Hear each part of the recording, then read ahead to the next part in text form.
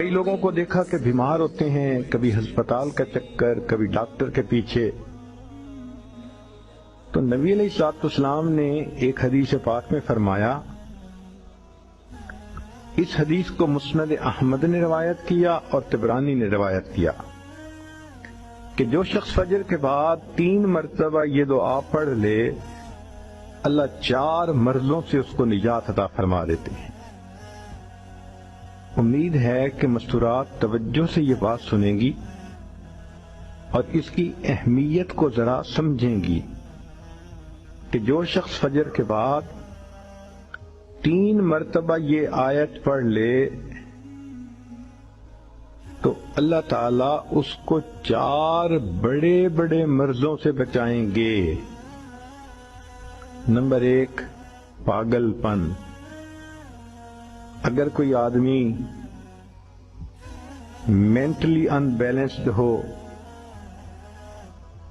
ریٹارڈڈ ہو،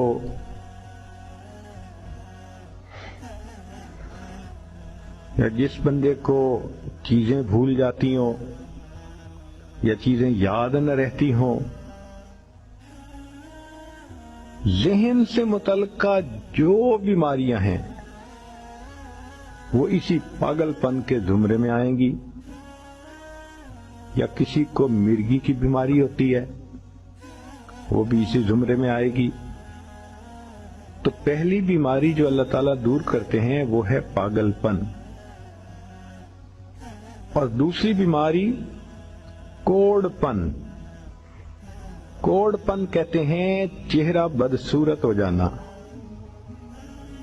یہ بھی ہو سکتا ہے کہ برس کی بیماری ہو جائے، جیسے بعض عورتوں کو جلد بالکل سفید ہو جاتی ہے اور عجیب بدنما چہرہ ہو جاتا ہے، یا کئی مرتبہ جسم پہ تل اتنے نکل آتے ہیں، دانے اتنے نکل آتے ہیں کہ چہرہ بدنما ہو جاتا ہے، یا چہرے پر داغ پڑ جاتے ہیں کالے رنگ کے. تو چہرے پہ داغ پڑیں، چہرے پہ دانے بنیں، یا چہرے پہ برس کے نشان پڑیں، کوئی بھی چیز ہوگی وہ اسی کوڑ پن کے زمرے میں شامل ہوگی جس سے کہ چہرہ انسان کا بدصورت ہوتا ہو. یہ بیماری بھی اللہ دور فرما دیں گے. اب جن بیچاریوں کو بیوٹی پارلر پہ جانے کا شوق رہتا ہے اور اپنے فیس پہ پتہ نہیں کیا کیا پروسیس وہ کرواتی ہیں، تو ان کو تو چاہیے کہ وہ اس آیت کو یا اس فکرے کو بار بار پڑھیں تاکہ اللہ تعالیٰ ان کے چہروں کی خوبصورتی دیر تک سلامت رکھیں. اور تیسری چیز ہے اندھا پن. اندھے پن سے مراد یہ کہ آنکھوں کی بینائی ہی چلی گئی، یا آنکھوں میں موتیا بند آ گیا، یا آنکھوں پہ اینک لگانی پڑ گئی. یہ سب ایک ہی بیماری کی تفصیلات ہیں. تو جن کی نظر کمزور وہ بھی پڑھ سکتی ہیں، یا جن کو لینز لگانے پڑتے ہیں، کنٹیکٹ لینز صحیح یا کوئی اور، اس مصیبت سے بھی جان چھوٹ گئی. اور جن کی بینائی چلی گئی اللہ ان کے لیے بھی آسانیاں فرما دیتے ہیں.